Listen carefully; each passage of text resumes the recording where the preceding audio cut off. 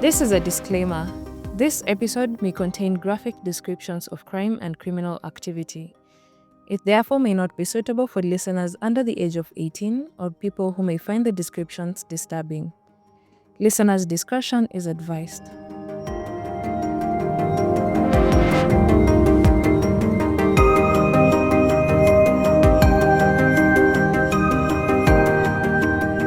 Hello and welcome to another episode of Krime KE podcast. My name is Ajuma and I am grateful that you found time to listen in today.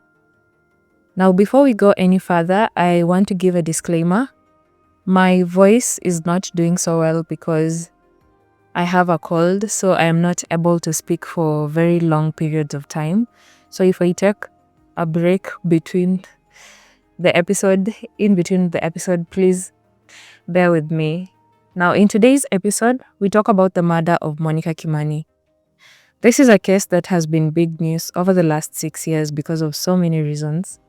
But one of the main reasons it has been heavily covered by the press is because Jackie Maribe, who was a very famous journalist at the time, was involved in the case.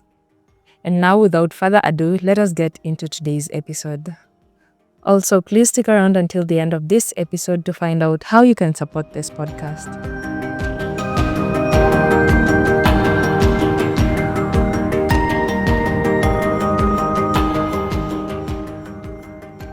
On 19th September of 2018, Monica Kimani landed in Nairobi, Kenya from Juba, South Sudan, where she had been living since 2013.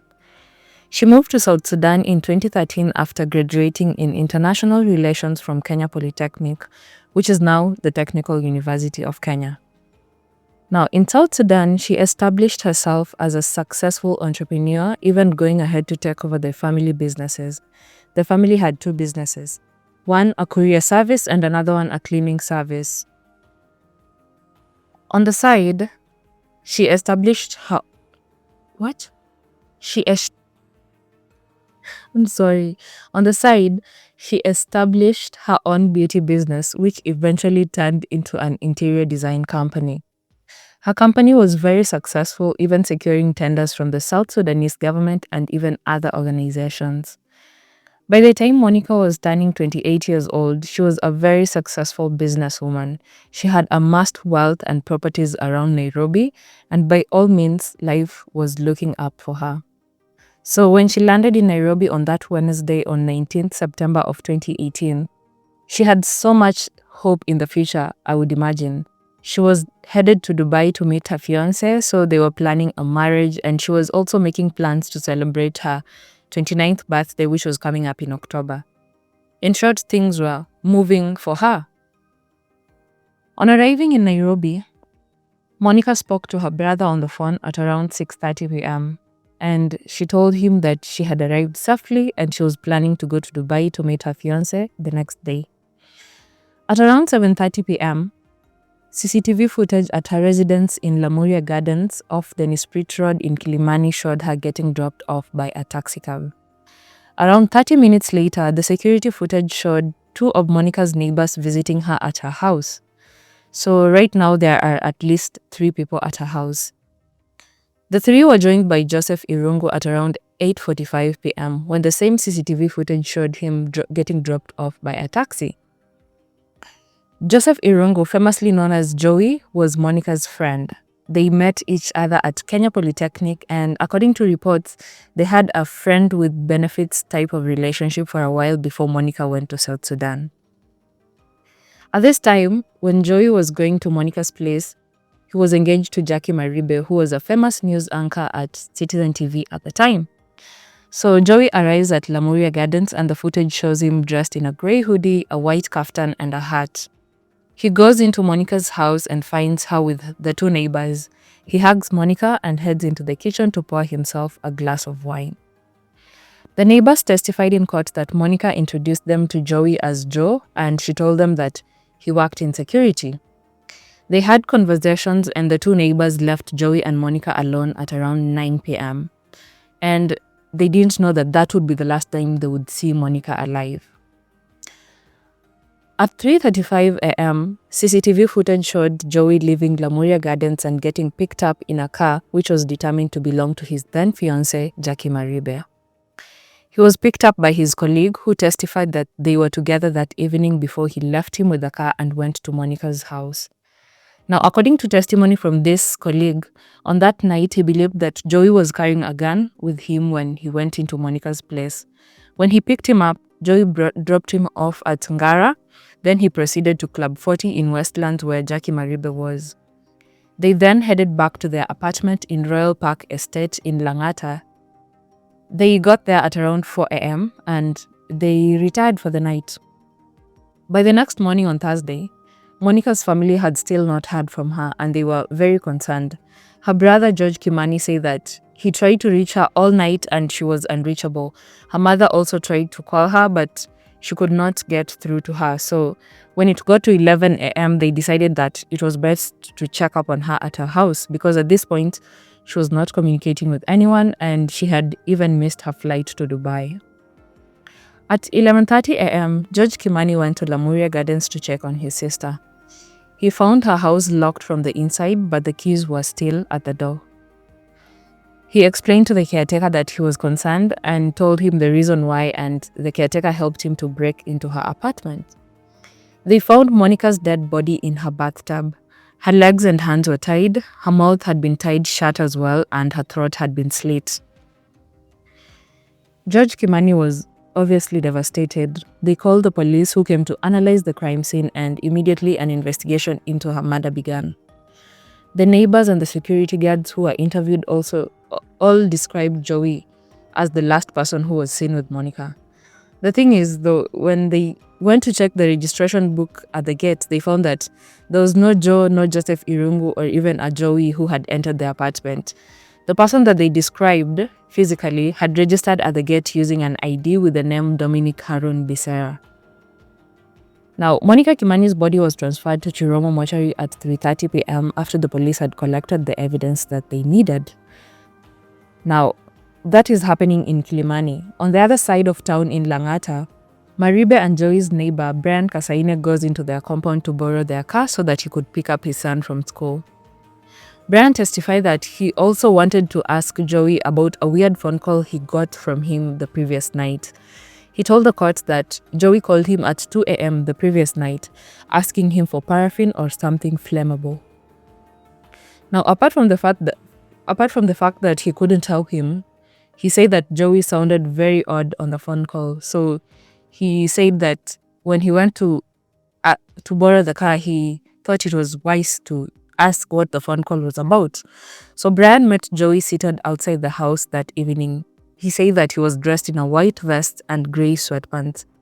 He described him as appearing distracted or deep in thought.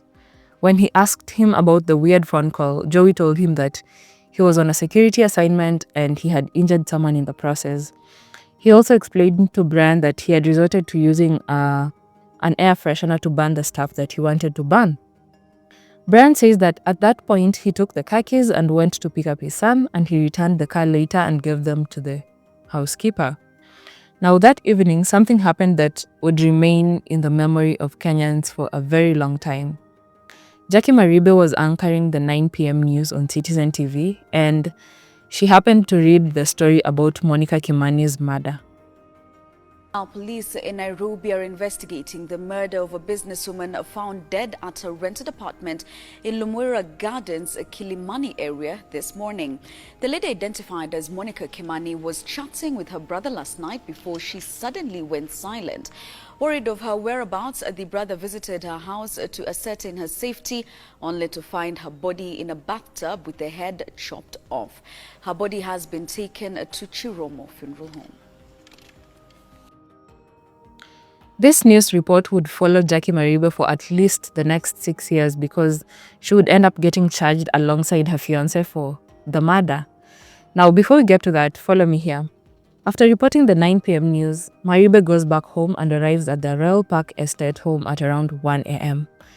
She testified that shortly after she got home, Joey came to her in her room and he started crying. She testified that Joey began apologizing to her and he consistently kept telling her that he loves her. At this point, Maribe says that she is confused because she doesn't understand where all this is coming from, so she just chooses to ignore it. She also told the court that Joey then proceeded to their closet and pulled out a gun and shot himself. Maribe said that she panicked and jumped out of bed at this point to go and check on Joey. She found him lying on the floor with blood all over his chest.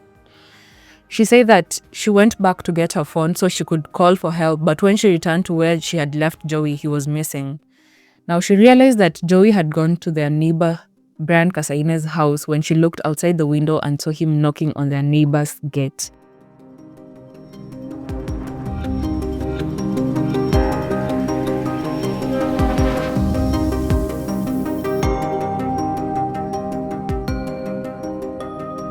Brian Kasaine testified that on that night he had a knock at the gate when he went to open it, he found that Joey and Maribe were standing there. He said that Joey was injured and Maribe was shaking with the phone in her hand, and she immediately told him that Joey had shot himself.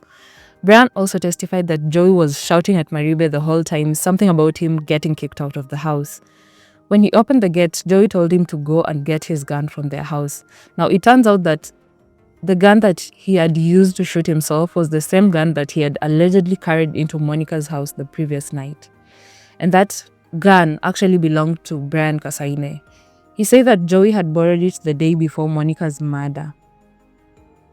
Now, Brian Kasaine said that when he entered Maribe and Joey's house, he found everything everywhere. Clothes and bullets were scattered on the floor, and he also found a blood trail leading to the master bedroom, and that is where he found his gun.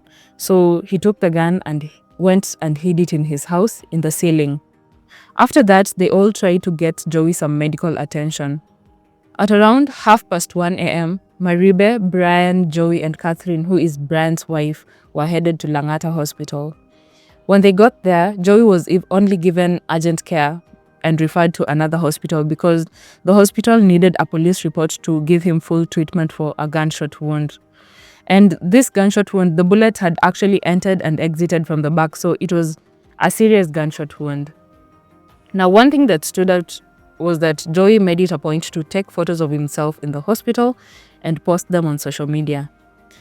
And this whole time, as all this drama is going on, I don't want you to forget that the investigation into Monica's murder is still ongoing on the other side of town, and the police are looking for their suspect. The four of them went to Langata police station to report the shooting the following evening. They told the police that he got the gunshot wound from an encounter with thugs. So police went back to their home to analyze their crime scene, and several people were even interviewed about the shooting. Well, now they had a police report, and now he could get the medical attention that he needed. Soon after they made that police report, the police from Kilimani police station called Langata to help in finding Joey. They had seen footage of Joey suspiciously dressed, getting picked up in Maribe's car from the crime scene at Monica Kimani's house, and they had traced them to Langata. So they needed help from Langata police station to help find them. It took 2 days for them to be arrested. Now, 2 days later, on 24th September of 2018, Joey was arrested at their house in Langata. Jackie Maribe was also arrested, although later on, because when Joey was arrested, she said that she just panicked and ran back to her parents' home. She testified that it had finally dawned on her that she had reported a story live on TV, a story that her fiance was involved in as a suspect, and she just needed to get away. So she went back home to her parents. Her arrest was big news because this was a primetime news anchor, very famous at the time and at the peak of her career. Brian Kasaine was arrested too, but it was mainly because of the firearm that was involved in Joey's shooting. But he would also later be released so that he could become a witness for the prosecution in Monica Kimani's murder case. Around 35 meters away from Maribe and Joey's house, detectives discovered that there were partially burnt items that had been discarded in a trench. They recovered a white kaftan, a t-shirt, a hat, and Joey's partially burnt, blood-stained shorts. The blood was eventually determined to be Monica's. The detectives also recovered a live bullet which they found under Maribe and Joey's bed. Apart from the recovered items, found data from Joey's phone showed that he was within the crime scene, which is Monica's house, on the day of the murder. On 27th of September, Maribe and Joey were both questioned by police about Monica Kimani's murder, and they both denied knowing her or even any involvement in her murder. Jackie Maribe's car was dusted for evidence as the detectives had identified it, picking up the suspect from the crime scene. Now, Joey Irungu and Jackie Maribe were officially charged with Monica Kimani's murder on 15th October of 2018, with Joey being the suspect number 1 and Jackie Maribe being suspect number 2, and their case officially began. They were detained as the case continued, but Maribe was released on bail a month later on 30th October of 2018. As Maribe was being released in October, it took 2 years for Joey's request for bail to even be accepted. He was granted bail on February 13th of 2020, and he was given a 2 million cash bail, but he was unable to raise the full amount, so he stayed in custody at Committee Maximum Security Prison for another month as his family raised the money. I think at some point, their family even tried to crowdfund online for bail money, and they managed to raise the money on 11th March 2020 when he was officially released from police custody as the case continued. The terms for his release were that he had to surrender his travel documents, refrain from posting on social media or commenting about the case to the media. He was to report to his area chief every month and also, of course, attend court sessions. Now, despite the terms of bail being laid out, Joey was still involved in a few issues here and there when out on bail. He was still very much active on social media, and he even released a few gospel songs at the time. I don't know if it was for clout, but I'm guessing obviously releasing music while in the middle of a murder case as a suspect was good for views and streams. More than 30 witnesses, including Brian Kasaine, Monica Kimani's neighbors, security guards at Nyawira Gardens, and even Maribe and Joey's household testified in the case. Joey's friends described him as a mysterious person. They say that he lived a lavish lifestyle and partied in some of the high-end clubs in Nairobi.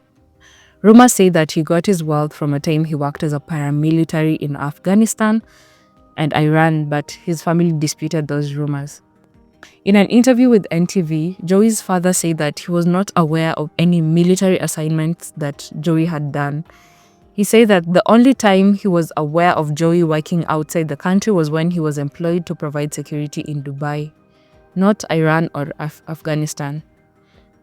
Now, Maribe and Joey's housekeeper, who was identified as Pamela, testified in court about her interaction with the couple. She said that according to how she saw them, she recognized that Joey was not as moneyed as he looked to those from the outside. She said that Joey's schedule basically involved waking up in the morning, driving Maribe to work, then he would get back home and sleep for most of the day, then he would pick Maribe up from work after she finished reporting the 9 p.m. news. She told the court that she was terrified of Joey because he would always scold her and accuse her of stealing from them all the time. She said that Joey would always walk around the house with a gun in his pocket, so she tried as much as she could to stay out of his way. In her testimony, which was more of a written statement, Jackie Maribe said that she did not know Monica, she had never met her, and she did not have anything to do with her murder. Maribe said that on the day of Monica's murder, she spent the whole day at her workplace at Royal Media Services from morning up until 9:30 p.m. After that, she said she went to Q Lounge, which is a restaurant just across from RMS. She stayed there until around 11:30 p.m. when she left and headed to Club 40 with her friends. At this point, she told Joey that she was out with friends, and if you remember, Joey picked her up from Club 40 that night after dropping off his colleague at Ngara. Now, in his defense, Joey maintained his claim that he had no idea who Monica was. He said that he had interacted with George Kimani, her brother, but he had never met or interacted with Monica. He accused the police of framing him for Monica's murder.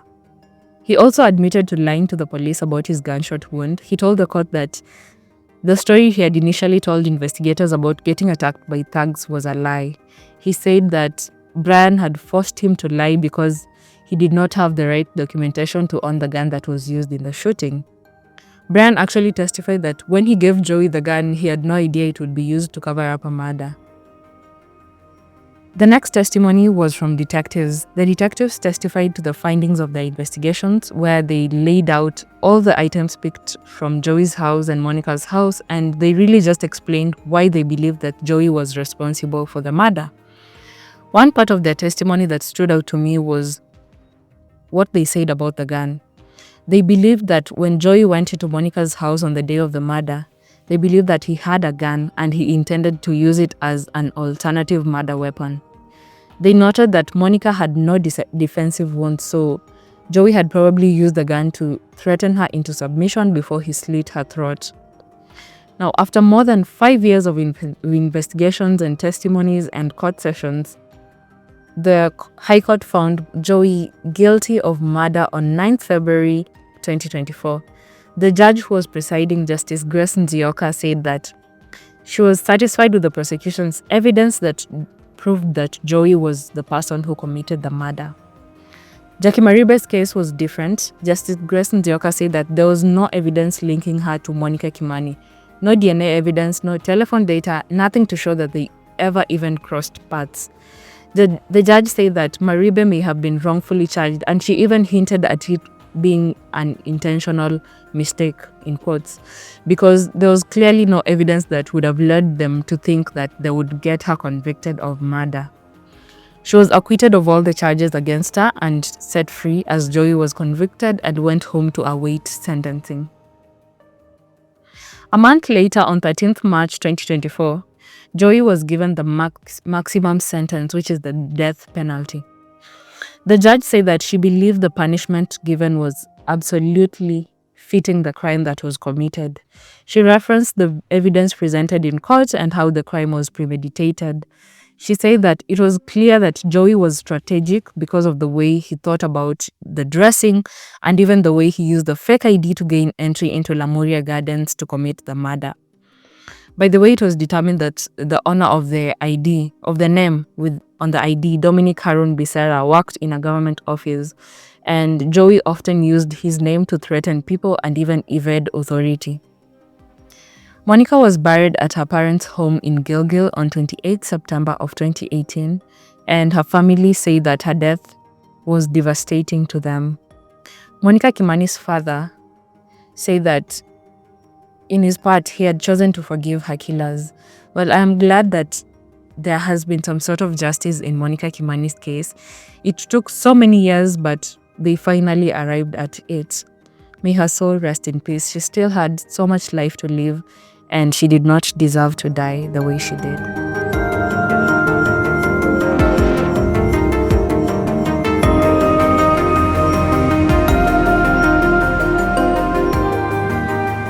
We have come to the end of this episode. That is all I have for you on the story of the murder of Monica Nyawira Kimani. I am genuinely happy that Monica's family were able to get their day in court and experience some sort of justice in her murder, even though it took longer than it should have. You can support Krime KE podcast by sharing this episode with your friends so that we can get a larger community to listen to the cases. I have tagged the podcast contact information in the show notes of this episode so that it is easier for you to reach out if you have any feedback on this episode or even the podcast in general. You can also use the same information to suggest crime cases that you want to hear on the podcast, and I will get to them.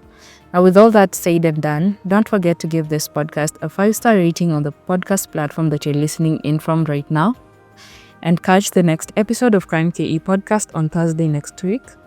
But until then, stay safe and remember, it is crime with a K.